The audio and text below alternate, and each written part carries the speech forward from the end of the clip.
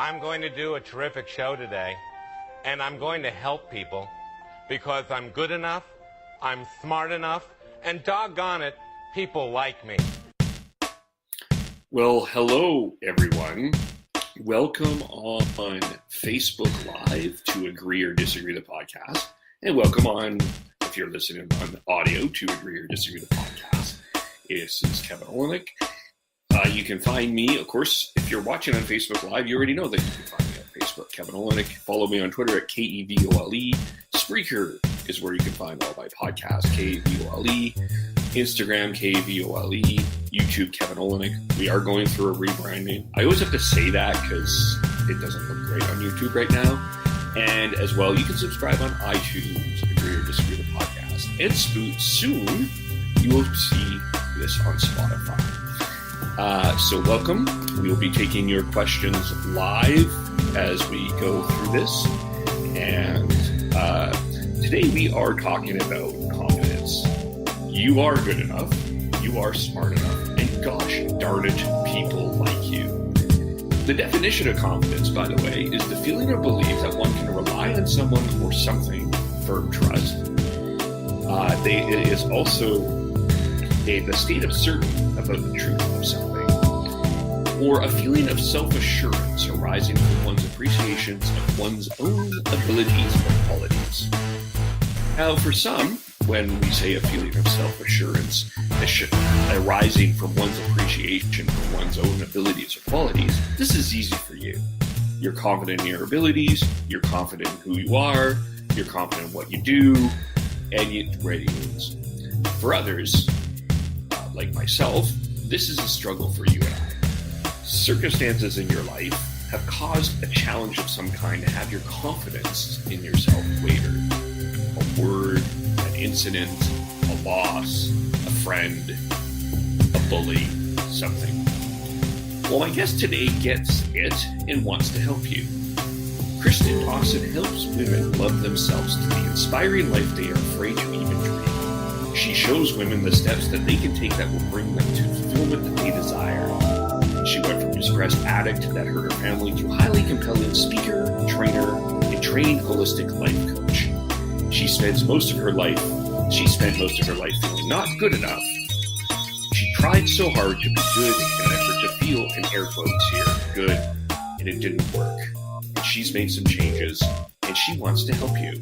And she is here with us on Facebook Live and on Agree or Disagree the podcast. Hello, good morning, how are you?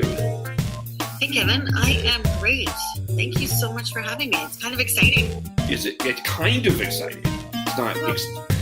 Well, okay, fair. That's a fair point. It is very exciting. I told my kids I'm going to be interviewed for a podcast. They're like, what? You're going to be on a... I impressed the kids with this one. Well, that's awesome. That's great. There is an interactive question. Of course, for those on Facebook Live, you can ask questions as we go through this. But I have a question that we started. Maybe we'll start there here, Kristen, here with this. Would you consider yourself self-confident? And I put agree or disagree. Would consider yourself self-confident? Somewhat agree. Would generally, in general, would you say people somewhat agree, somewhat disagree, strongly agree, or strongly disagree? I would say that they somewhat disagree. Explain why. Well, I believe that most of us put on the confident, I call it a coat, right? They put a coat of confidence on it. And it's something that they take with them on the outside, but it's not something on the inside. So even though a lot of us look confident, we don't feel confident. Tell us about feeling confident. Tell us maybe how you got to where you are today. Well, I always like to start with the idea that I was morbidly obese for most of my life. Starting, at 4 years old and 5 years old, I was teased as a kid for being fat. And then I worked my way up to 320 pounds. And that was about 9 years ago. And I always thought that I would feel better about myself if I weighed less. I always thought I'd feel better about myself if I was smaller. And and could wear normal size clothes, and normal in quotes, of course. And then I lost weight. I lost a significant amount of weight, and I learned that wasn't the case, that I still didn't feel good about myself on the inside. And so that's where I like to start, because I thought it was something that was just like you said in the intro, that kind of happened to me, that a low confidence would just change automatically. So go ahead, keep going. Well, I was just going to say, and so that's where it started, where I realized that I still didn't feel good on the inside. I still didn't feel strong and capable and able in my own abilities, and I looked for external validation, external accolades, and that just wasn't sustainable. What is the difference between appearing confident and feeling confident? And I'm going to add a second question, because there's a lot of people out there that will say, especially in the public speaking world, fake it till you make it. All right. Let it out. I feel some passion coming. So when you say fake it till you make it, I said that to one of my coaches a couple years ago. I had on this really bright pink lipstick. And I would look in the mirror, I'm like, wow, that's bright. And I would leave and I'm like, fake it till you make it, Kristen. And that was just a couple of years ago. And what she said to me was, well, no, that needs to be you. If you're going to wear that, it needs to be you. And it's not a fake it until you make it. It is, no, that's just me. And I wear this bright pink lipstick. And so for me, that was a switch. So yes, I believe there's some times where you need to just go into something even though you're scared. And I think that's a fake it till you make it, where this is freaking me out and I'm going to do it anyway. That's a fake it till you make it. I think with confidence, I don't know if that works. I think confidence is more of an internal process, if that makes sense, right? Mm-hmm. Where of course we're going to do things that we're not good at yet. We can learn how to be good, and we will develop confidence that way in our skills. But confidence about ourselves and who we are, that you can't fake that. And there are questions in here, but I'll I can't see them. So if you go on your Facebook, you can, because I did tag you. Okay, because I'm on the Hangout. Okay, if you go on your Facebook, I tag you in that as well. Let me find it then. Okay.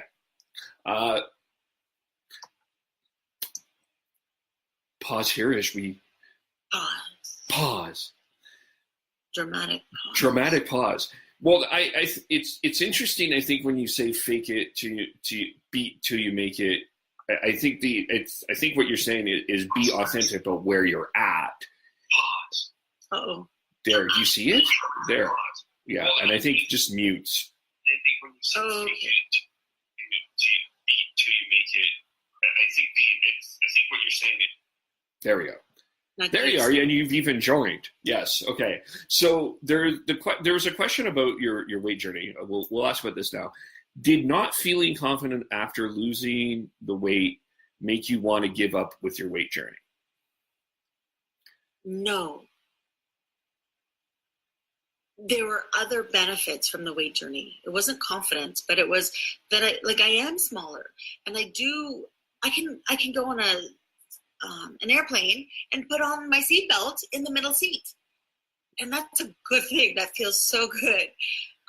Physically, I'm healthier. It's the obsession that I had with food. I consider myself a food addict. And so the losing weight has changed some of that in my brain, how I think about food and process food and crave food.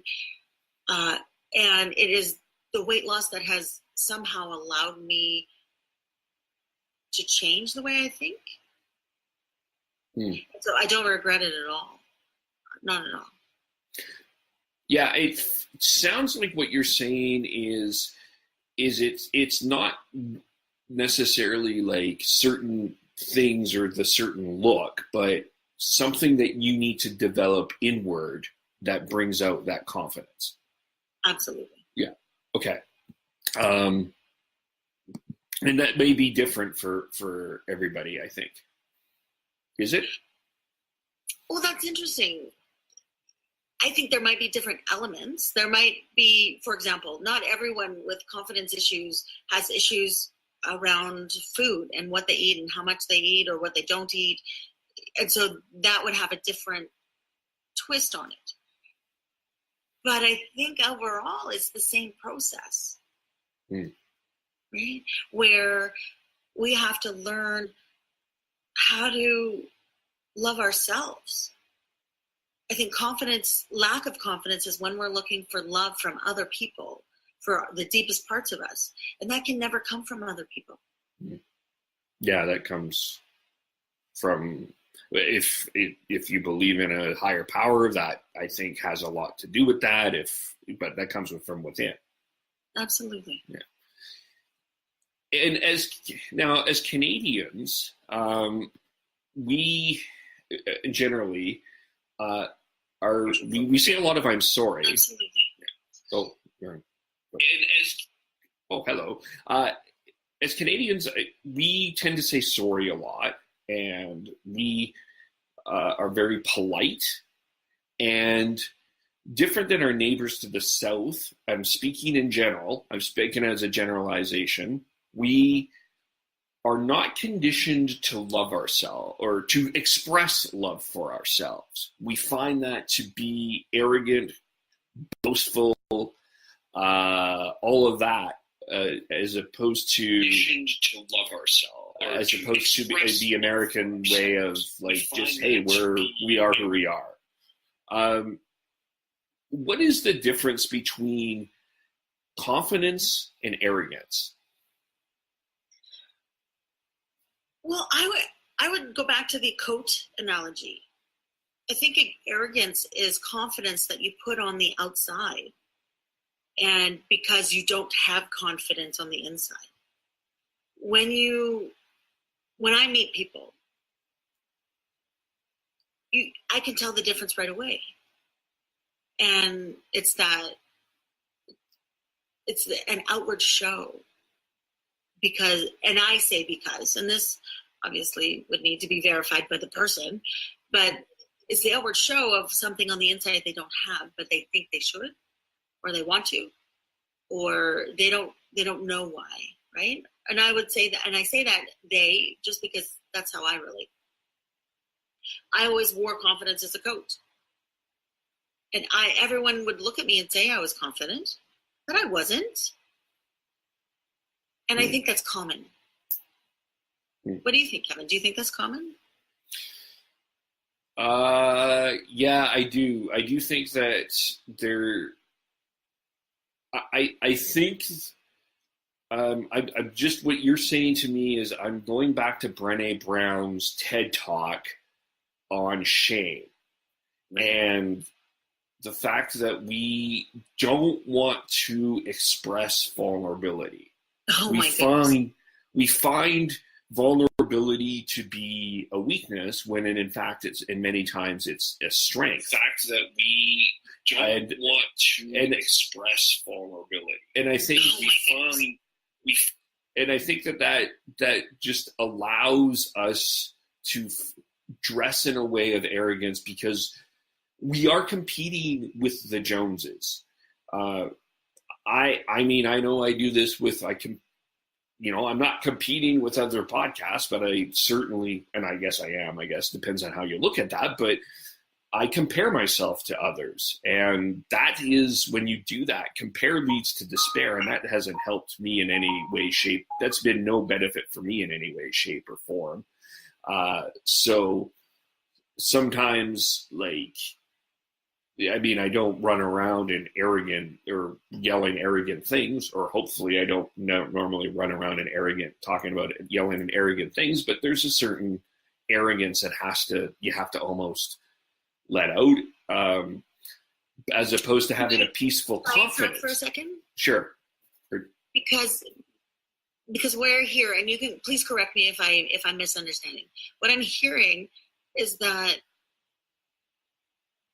to say that you're good at something is arrogant. Is that what you're saying? No. I'm hesitant to say no, and I don't necessarily say no. I think that we should acknowledge our strengths. I think it's not humble to say that we're good at something, but I wouldn't necessarily say that that's necessarily classified as arrogant. But I certainly don't think it's classified as humble. What is humble then? Good question. Who's interviewing who here? I don't know. Well, because this is where we all get trapped up. Right? It's yeah. Well, if I own where I think my strengths are, then I'm not arrogant, but I'm sure not humble. But what is humility, and what is the value of humility? And I think it's good to be humble, but you can be humble and confident at the same time. Yes, I think humility, pure humility, comes from pure confidence, because you don't have to boast and brag about how good you are.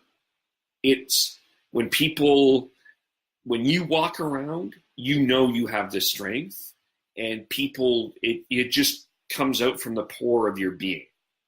I think that's pure humility. What do you think? Yes, and where my brain is going is, how does that mix when you have a skill that you need to market? It's tough. Right? How have you done that? Well, what I've been doing lately is I've just been talking about my story and what I've learned and saying, hey, come hear me talk. But it's also recognizing that I believe I have something that people can resonate with. I believe that I explain it in a way that people can understand. I believe that I connect with people on a different level than some, right? Mm. And so the balance between humility and pure humility, so this is it's a good question for me too, right? It's something that now as we're talking about it, I'm like, let me think more about this humility and where that stands. And the idea, the difference, and just where I am at right now is the difference between humility and ego, the difference between humility and the reasons why we want to do what we want to do. Now, I did a couple of other things. When you mentioned ego, it just clicked in my head. Is ego and arrogance a fault? Or is it something that we were taught was a fault? Well, to be honest, I'm really brand new to the study of ego, really brand new to that. And where it's shown up for me recently is the idea that what do I need from what I'm doing, right? We all have benefits. We all do things for reasons. And when we're trying to help people, those reasons, if they're based in the ego,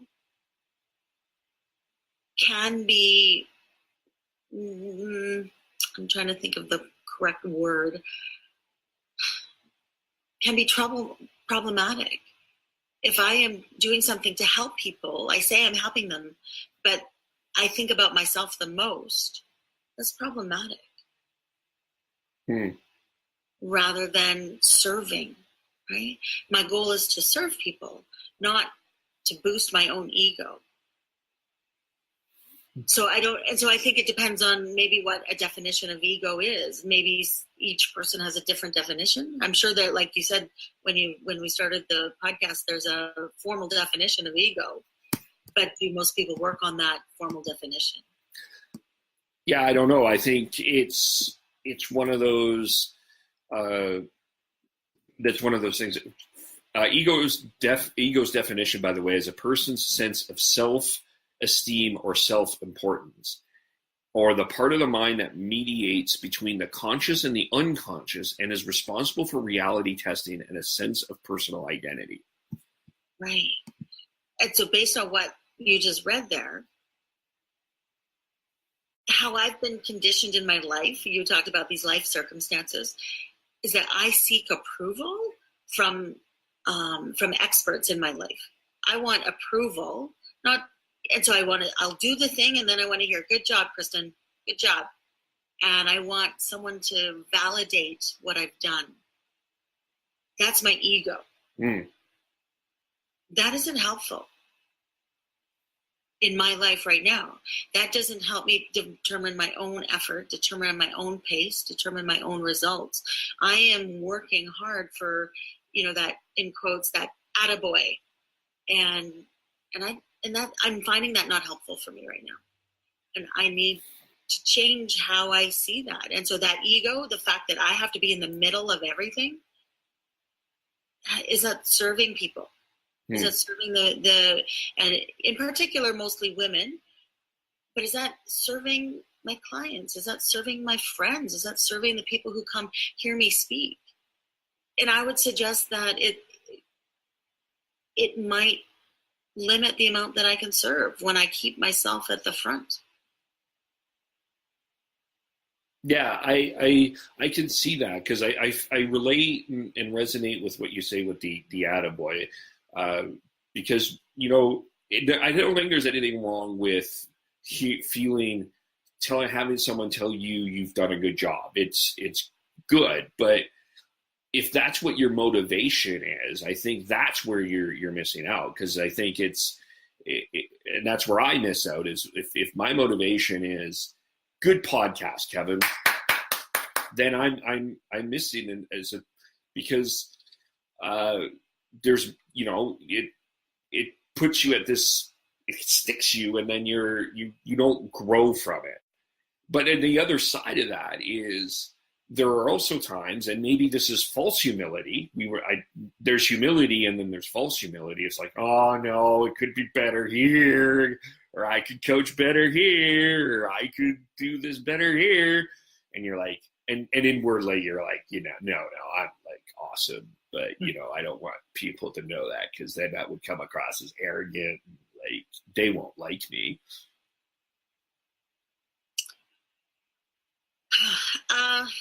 There's so many things in there.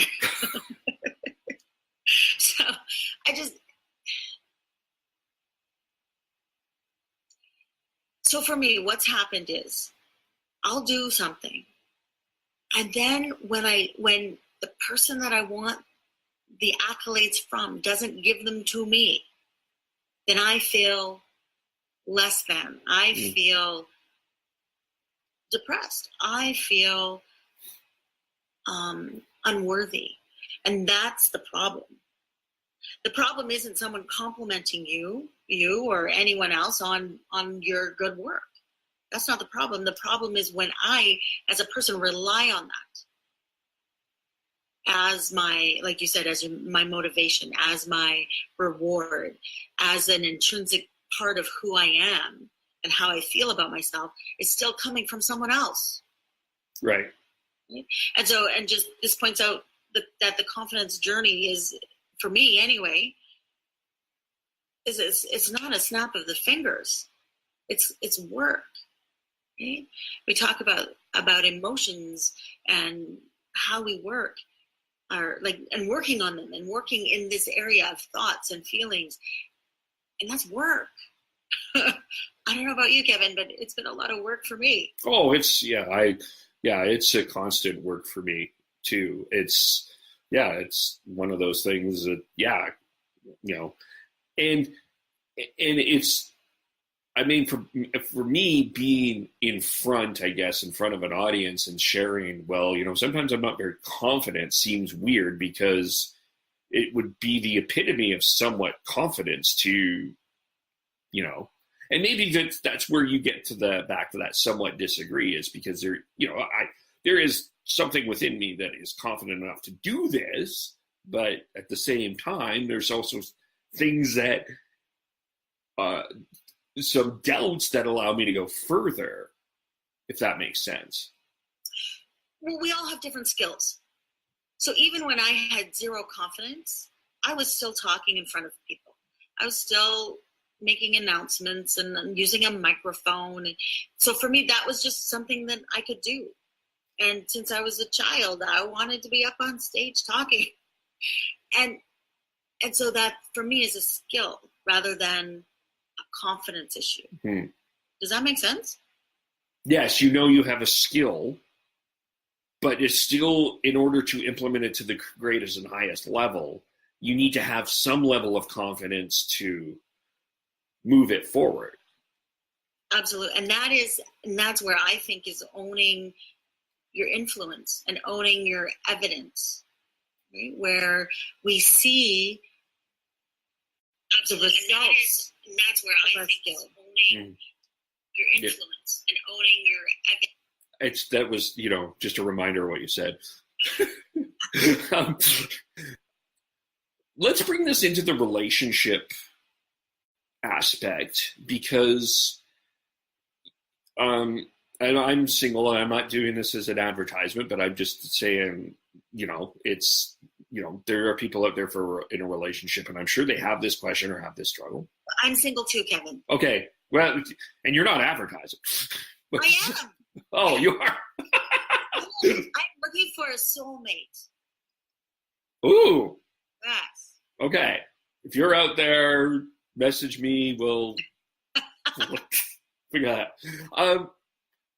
But in a relationship, there's that. It's an interesting battle, because there is something in that relationship that wants us to, that we want some validation from our partner in terms of, that's, we would like our partner to compliment us on how we look, how we are acting, things like that. How do you balance that out in terms of not demanding the validation from your significant other and having that self-confidence of that same? How does confidence work in a relationship, to nutshell that question? Well, I'm thinking back. I was married for almost 14 years, I think. I'm losing the numbers. And regardless of the compliments I received, I didn't let them sit with me, right? So they weren't validation. I took it almost as a judgment against my partner. Why do you think I am beautiful? Because I'm not. Right? When my internal voice doesn't believe I'm beautiful, or doesn't believe I'm worthy, the external compliments from my partner didn't sit. They didn't impact me. They weren't appreciation. They weren't validation. That was just, don't you see what you've got here? Like, what you're telling me is not true. And that's how it was in my relationship with me. I believe that people have a hard time accepting compliments, whether it's from a partner or whether it's from a stranger. And I would, when I talk with people, I would suggest that they just let their partner's compliments sit with them, and they can say, okay, this person thinks that I'm beautiful, or this person thinks that I'm smart or sexy or flexible, and just let that sit. Even if you don't believe it yourself, even if I don't believe it, just let their belief hold us for a moment.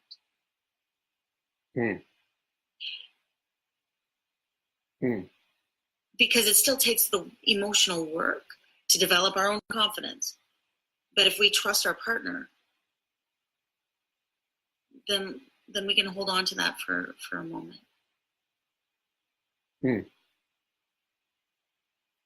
Interesting. Yeah, because I imagine, and I've done that. I've told a girl that she was beautiful, and she told me why. She hasn't, like, what are you? And it almost is like, in my head, it would question, well, is there something wrong with my eyeglasses, maybe, or something? I don't know, but well, and just from that point, Kevin, I believe that people want to know that the compliment is genuine. So if it's genuine, there's going to be a why. Yeah, your glasses are just fine. Oh, thank you. Do you know what I mean? If the compliment's not genuine, then, well, because I like your hair.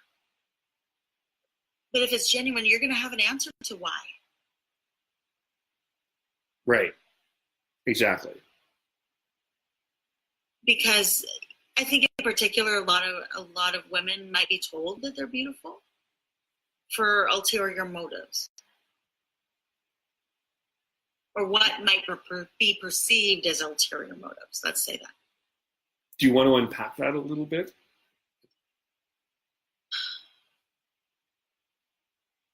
Sure. The idea that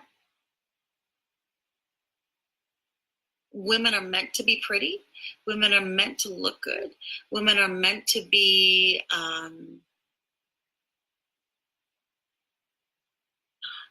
my mind's going to the word trophy, right? I get where you're going. Yeah.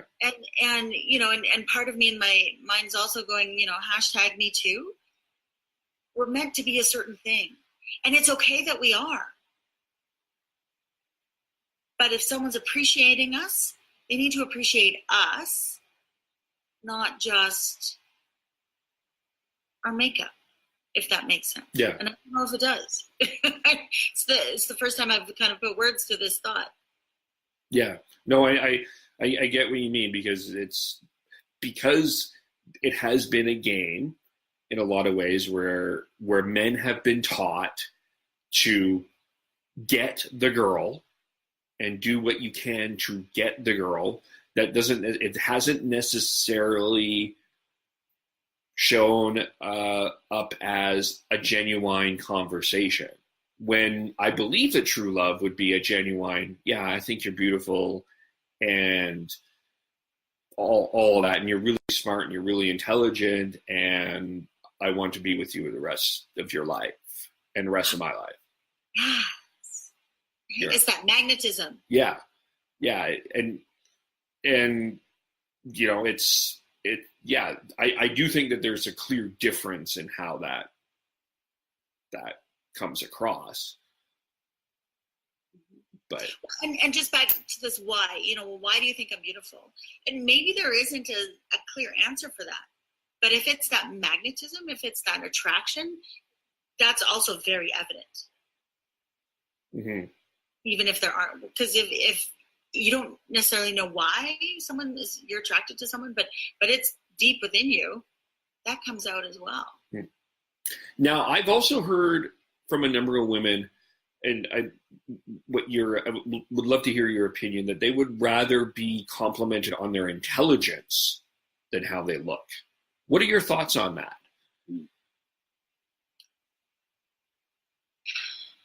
That's really interesting, because I believe both.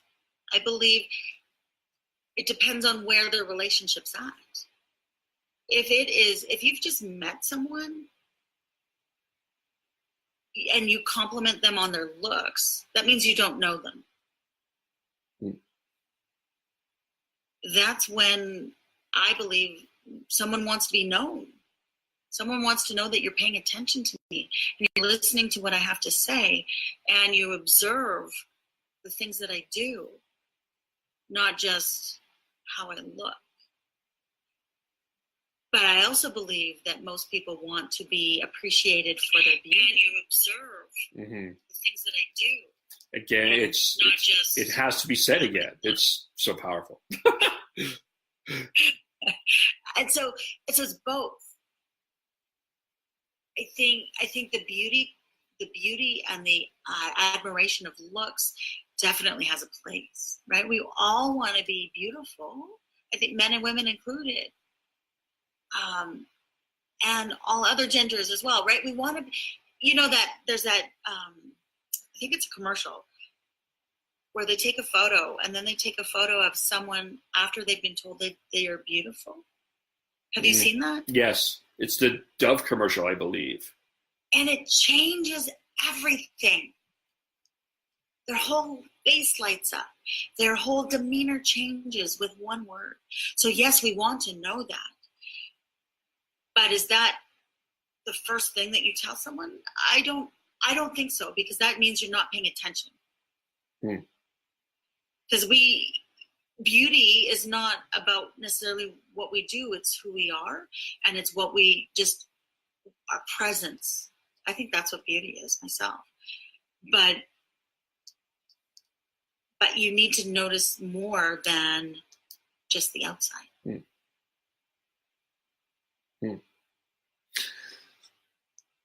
That next question that just popped up, I think, relates to where I was going to go next. Well, actually, let's go here, and then we'll talk about men, because it's natural to go women and men. But I think this all starts with children and how you are brought up as a child in terms of your self-confidence. And I mean, there's clear scientific studies that will back us up on that. But how do you instill it? How do you instill a healthy self-confidence in children? In children? Yes. I wasn't expecting that angle. I kind of wasn't either until about 5 minutes ago, to be honest. So I think confidence in children, I haven't looked at it, but my guess is that it starts with security. Security of love, of relationship, security that their effort, their children's effort, is not dependent to earn love, right? You don't need to earn love. You don't need to earn that nurturing. That's always there. That's where I think in children that it can start. That's a guess, right? Like I said, I don't know. What I know is that I didn't have it. And what I know is that, my parents did the best that they could. They really did. But for me, it didn't give me confidence as a child. It gave me not feeling enough. And so how do we teach our children that they are enough, regardless of their marks, regardless of their schools or their sports skills, regardless of their musical ability, regardless of anything, that they are enough? That's where it is, right? That's the story of everyone. So hopefully our parents can give it to us. But if they don't, it's still the story of us as adults, as we have to develop that ourselves. Does the competition aspect in school, like the person with the highest grade gets honors or the fastest kid wins scholarship, is that helping or harming confidence in children, in your opinion?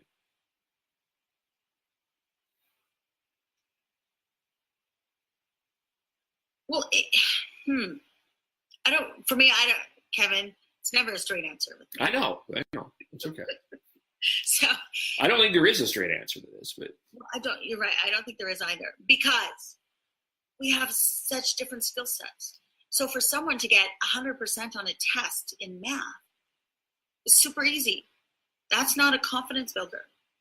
For someone to be the fastest on the track team, that's just who they are in some respects. There are learning and growing and training and to get better, but we all have our different abilities. So is it harmful? I don't know that it's harmful, depending on how it's framed. But like we've learned more and more and more about different learning styles and different skill sets, and how a traditional school model doesn't fit all kids. We've kind of known that, but I think we're just learning more about that, and how our brains process information is different. And so a top, not like a one award for the top person in academics or sports or whatever the award is in, can encourage someone to work harder. And I think that's where the gold is. But for those who have that natural ability in that area, I don't feel it is a reward for them. It just is. Because they didn't earn it. And when you don't earn something, it's not valuable. Right. Yeah. Right. So what about men? What about men? Do you know any?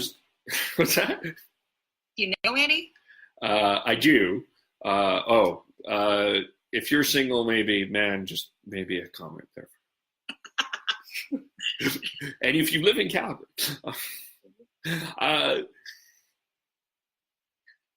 do you think, maybe we'll start here, we'll start with the controversial one. Do men and women express confidence differently? I know it's not a straight answer. Well, I would say yes. That they express it differently. But do they feel it and experience it differently on the inside is where I want to have the question. Fair. I would say on the inside is no. It's the same for everybody on the inside is my guess. Now, I don't identify as a male. I identify as a female. And so I don't know. I don't have that experience. But my guess is that men feel just not as enough as women feel not as enough. As all other genders don't feel as enough. Right. I think traditionally, and maybe it is changing, but traditionally, a lot of the men confidence came from what we talked about before in the terms of the code. Do you have the car? Do you have the house? Are you financially stable? Are you working? Not only are you working, are you making good money? Can you climb a mountain and can you climb a tree? Can you fix this car? Can you, all of that. And I don't think there's anything wrong with having those. Of course, there's nothing wrong with having those abilities or even desiring someone that has those abilities. But the other side of that is vulnerability, less skill in certain areas or less strengths in certain areas, not being as athletic, things like that can burn a confidence in a male. Not having that specific code opens up different from a vulnerability.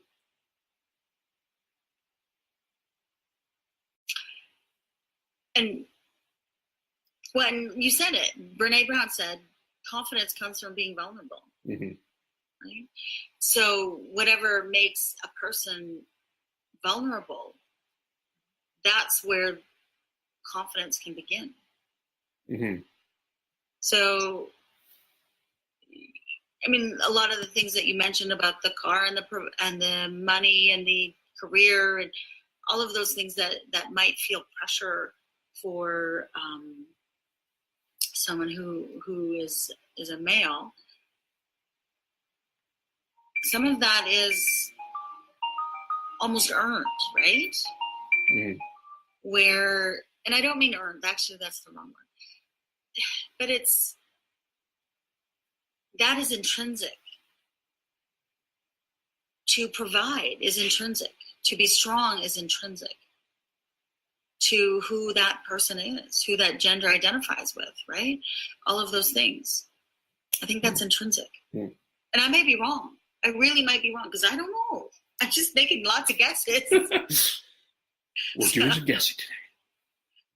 But, and on the other side, though, what's interesting is women that can do all of those things that men can do, there's a different label on them. And it's often considered a very negative label. Like if they're formed in some sort of, they're considered powerful, we use the B word in some aspects to that. If they show some sort of authority, for lack of a better word, that is construed as that's traditionally and generally has been shown as a very negative, has been displayed as a very negative thing for a lot of men. And, there's a fair perception that a lot of men do not like powerful women and are very intimidated by powerful women. Well, my thought is, to be honest, I think we're all in a tricky situation. That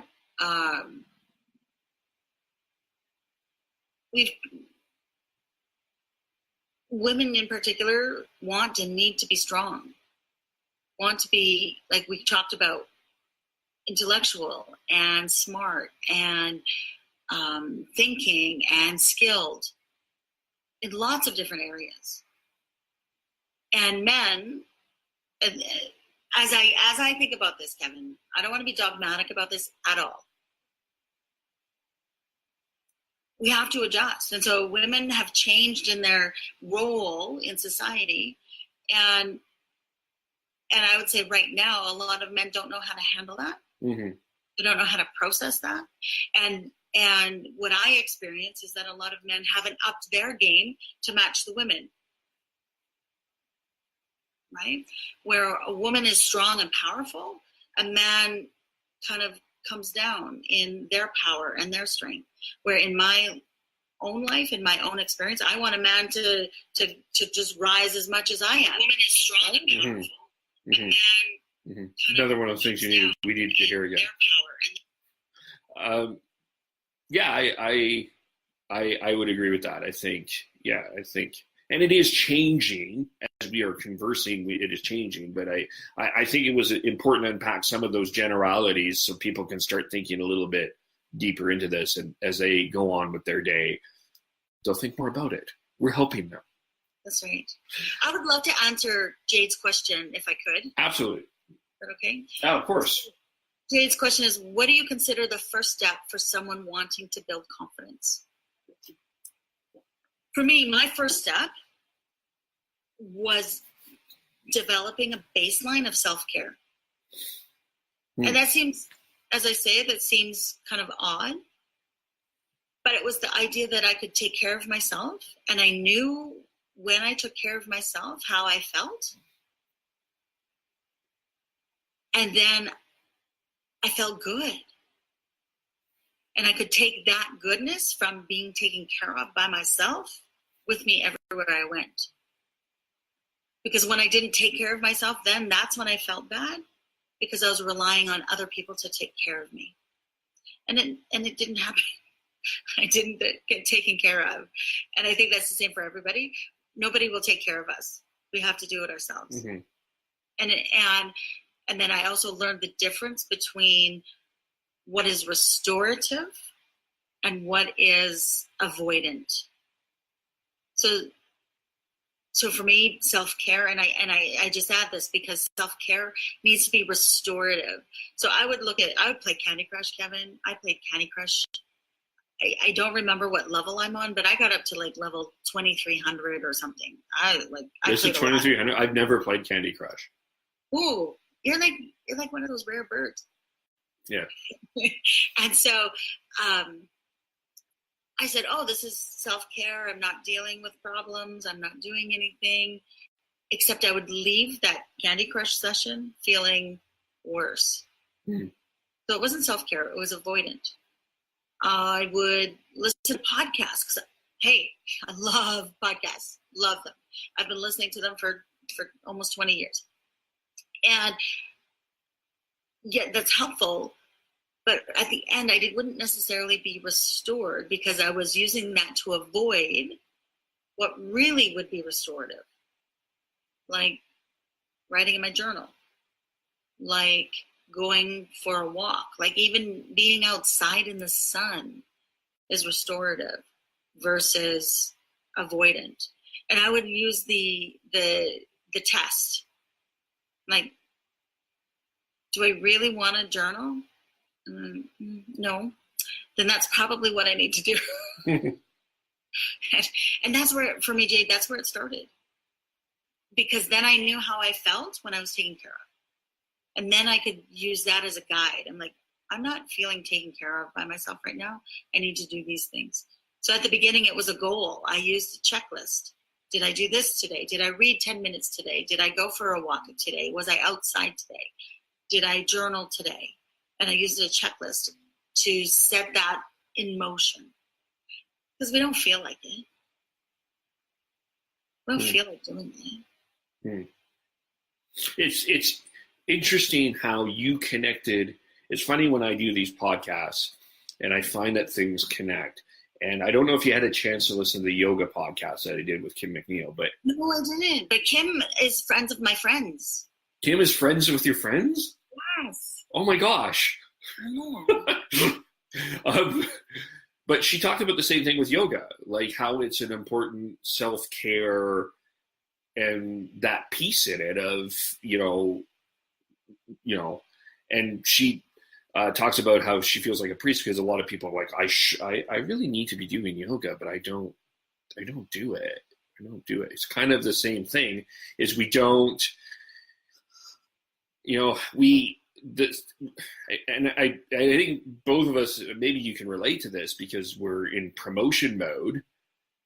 The self-care piece of this in terms of the confidence goes way over here because we have to promote our work. We got to be working harder, Kristen. We need more listeners than what we have right now, right?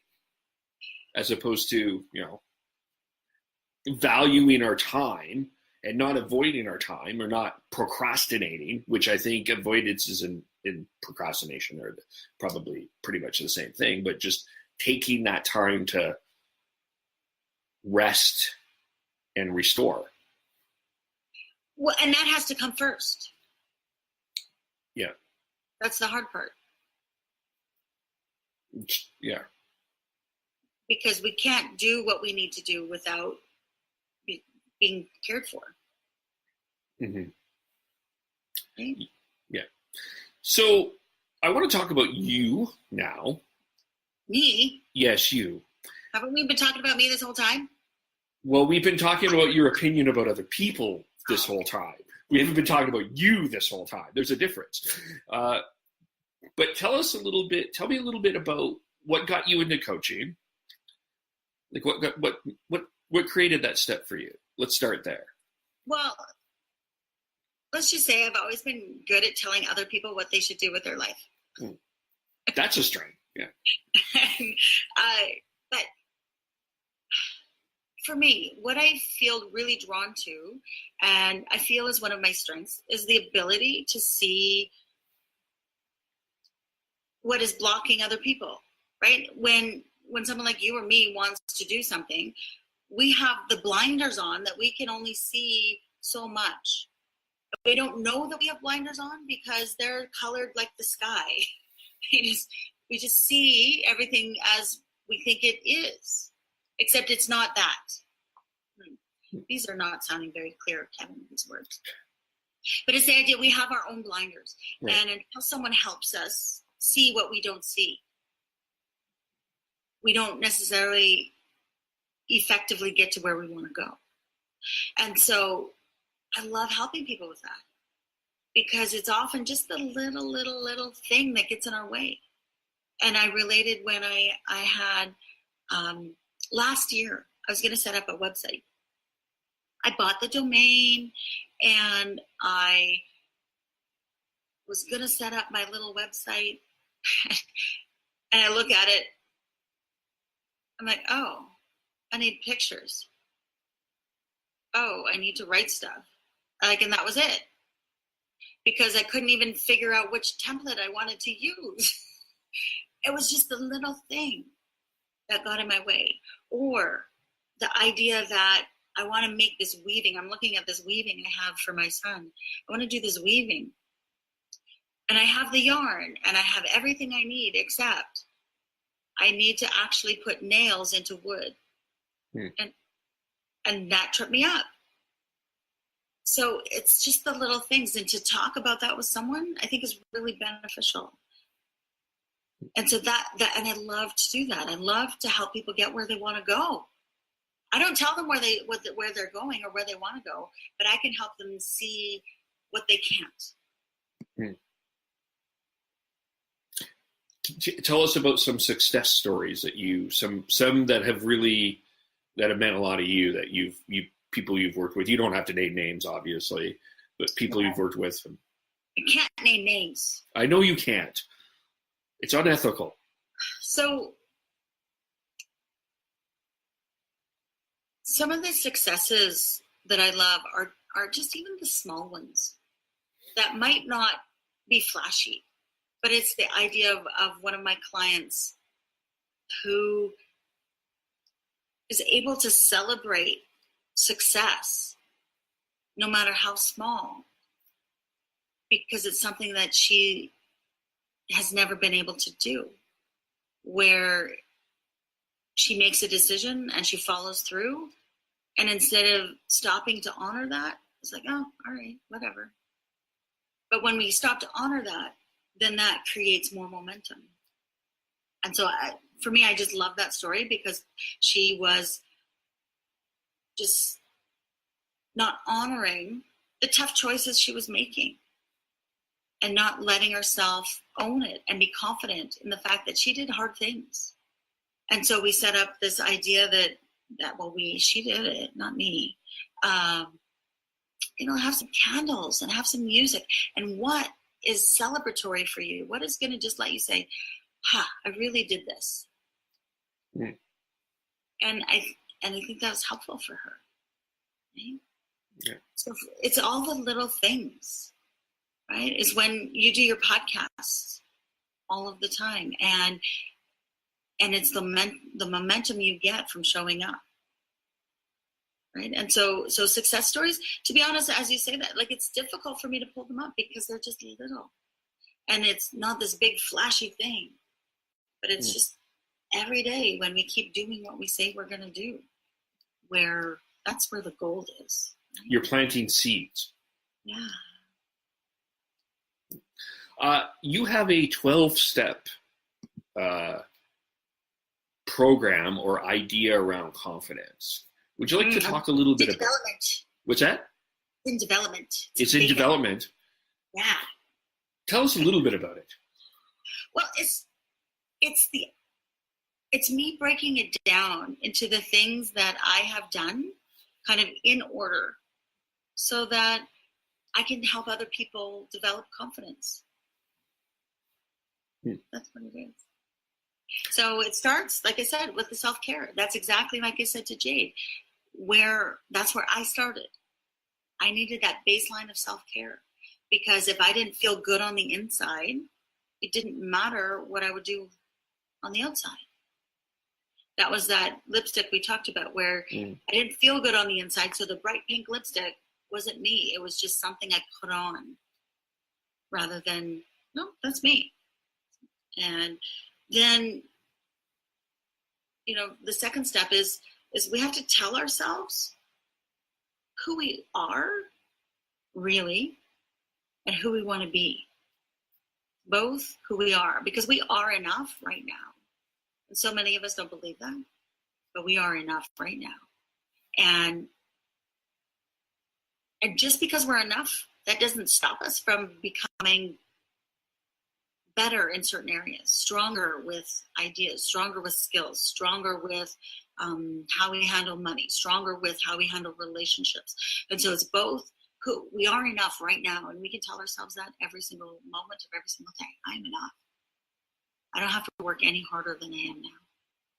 But then it's also the idea that because I am enough right now, I can see things that I want to achieve, that I want to implement, that I want to create, and I can go there. And then it's about challenging ourselves. So a little bit about the fake it till you make it, but it's doing things that we never thought we would do. One example for me is I never would have thought I would ever go around in leggings. Ever. Oh. Because leggings are not pants. I was about to ask you that. Yes, exactly. So that's a definite, leggings are not pants. That's a hot topic, by the way. It's a hot topic. It is. On my confidence coach page on Facebook, that got a lot of response. But I chose to go around wearing leggings just to step out of my comfort. Just to do something I normally do not do. And to see what would happen. Did people notice? Did people care? No one made a comment to me. Like, in fact, that day, I went around in my workout wear all day. No makeup, hair in a ponytail, like all day. Just to do something different. And it's because confidence also comes from the idea that we let what other people think change our behavior. When I'm confident in myself, I get to wear whatever the F I want. Exactly. And when I'm confident, I don't care what other people think about what I'm wearing. But what stops me is my own perceptions So I have to push through that. So I just, right, step by step, step by step. And as we try new things and go through new thoughts and new ideas and new neural pathways we get to create, it can be powerful. Mm-hmm. Now, I'm reading people's mind right now. They're not saying it, but I have the ability to read minds. And they're saying, I would like to work with Kristen. How do they work with Kristen? They just reach out to me. So I have a website, kristendawson.com. You can get me there. You can email me, kristendawsoneq@gmail.com. What does EQ stand for? We're here on Facebook. Yeah. You can talk to Kevin. Kevin will hook you up with me. And right? Right. I will. Of course I will. We've got this arrangement going. Yes. And I'm also having an event on November 18th. It's a Sunday afternoon, downtown Calgary at the Memorial Library. And I'm going to talk about my confidence method and just a couple out. Excuse me. And so I'll soon have tickets up for there. So there's so many ways, Kevin. We're all connected. We are very connected. Is the Memorial Library? That's not the new downtown library, is it? No, that's not the central library. Okay. No, I tried to get it there, and the space wasn't available. So. Oh, already? Wow. Wow. Looks beautiful, by the way. On a side note, looks very beautiful. Is there anything else we want to talk about? Is there anything we didn't touch on today that you feel like we really need to touch on this?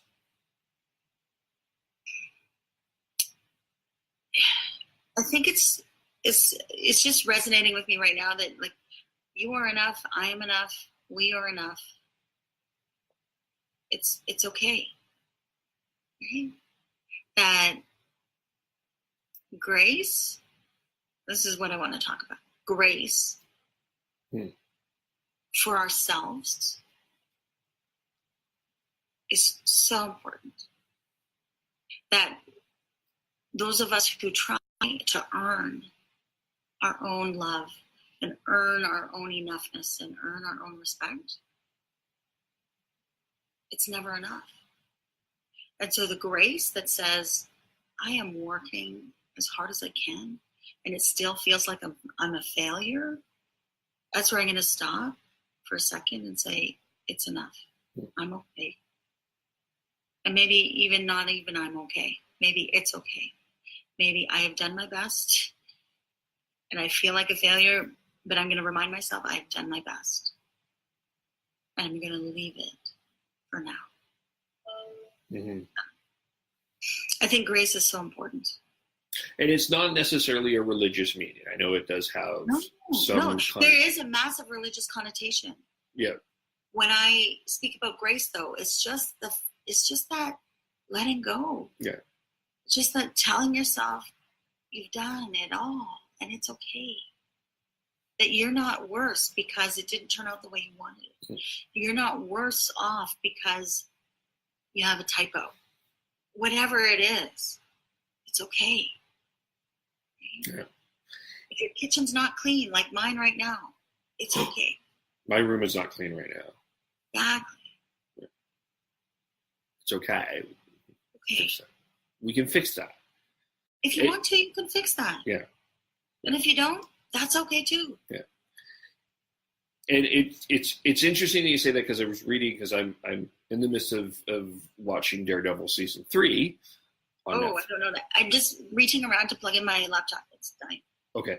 As you're talking, Wilson Bethel, who is playing the character Bullseye, talked about, and this is kind of a good conversation maybe to leave this at in some ways. He was number 2. He was the second option to be Captain America, which we now know is going to be Chris Evans. And that would have been a pretty devastating thing. But he talked about how actually that was a benefit to him. So, and it turned out that he was able to do a number of things that maybe he wouldn't have had the opportunity to do had he had been Captain America, which would have been a great role. But it's just the point that I was thinking about is just, even in mistake or stumble, there is always opportunity. And Kevin, as you explain that, what comes to mind is when I had a shift from my obesity being such an onerous thing to have to, wow, that having obesity really blessed me, really opened my mind.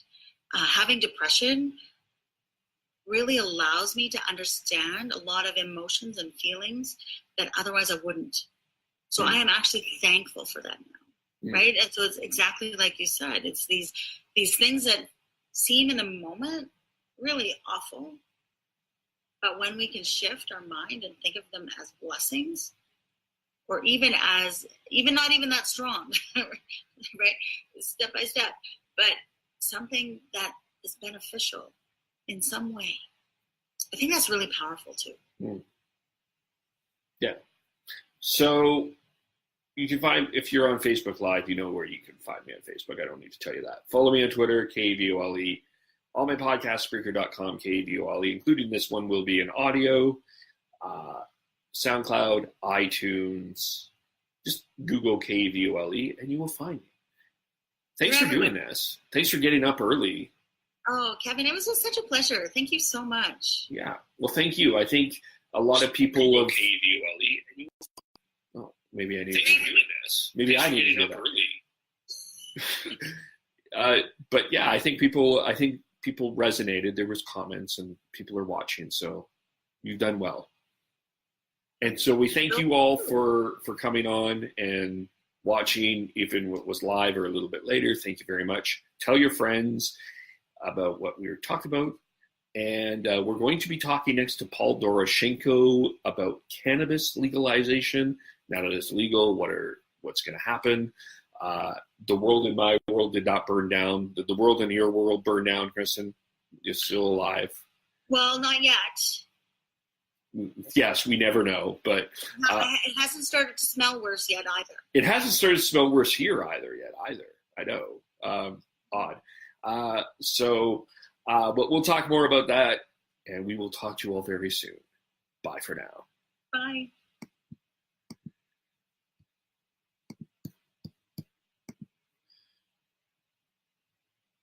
And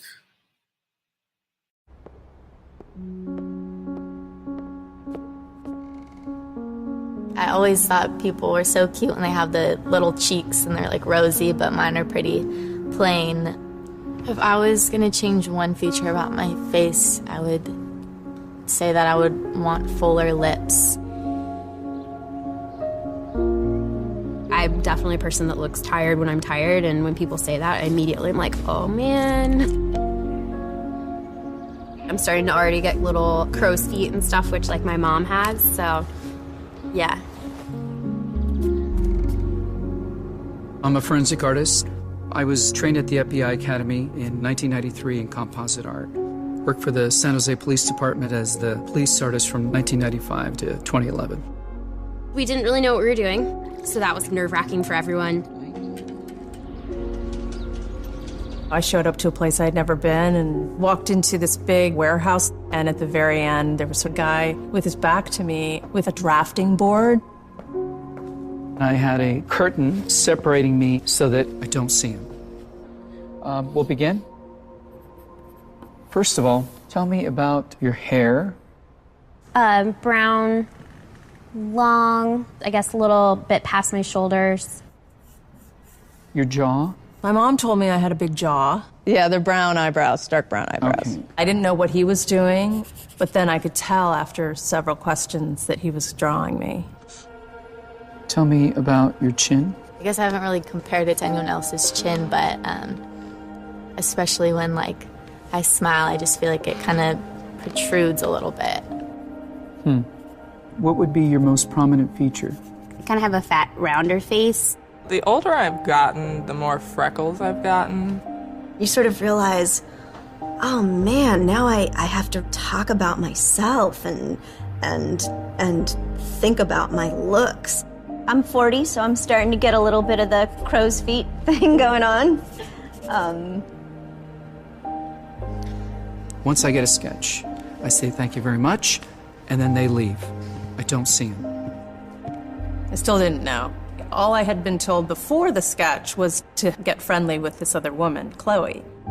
Today I'm going to ask you some questions about a person you met earlier, and I'm going to ask you some general questions about their face. She was thin, so you could see her cheekbones. And her chin was a nice, thin chin. The women were really critical about moles or scars or things like that, and yet they were describing just a normal, beautiful person. She had nice eyes. They lit up when she spoke and were very expressive. The length of the nose, what is that like? Short. Short. Yeah, cute nose. Her face was fairly thin. She had blue eyes, very nice blue eyes. Okay.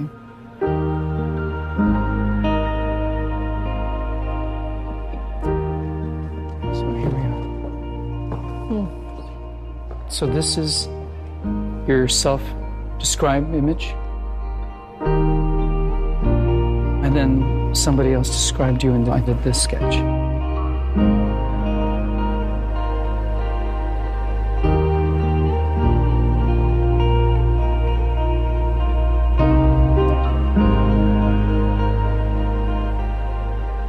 I have this whole thing about having dark circles and crow's feet around my eyes, and that was not part of the sketch at all that the stranger did. The stranger's was a little more like gentle.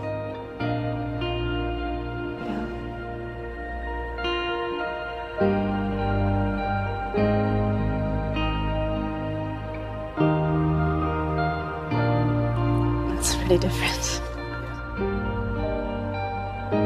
Which is very strange.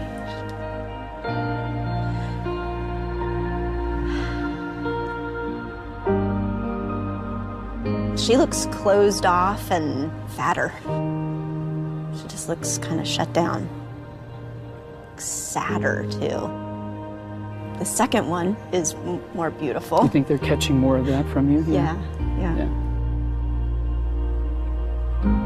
She looks more open and friendly and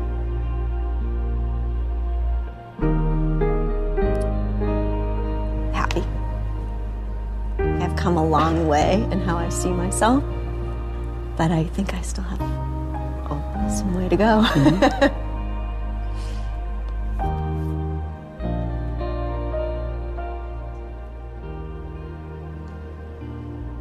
I have some work to do on myself. Do you think you're more beautiful than you say? Yeah. Yeah. Chloe's perception was so clearly different. Her picture looked like somebody I thought I would want to talk to and be friends with, like a happy, light, much younger, much brighter person. It's troubling. I should be more grateful of my natural beauty. It impacts the choices and the friends that we make, the jobs we apply for, how we treat our children. It impacts everything. It couldn't be more critical to your happiness. Our self-perceptions are generally kind of harsh and unbecoming when really that's not how the world sees us.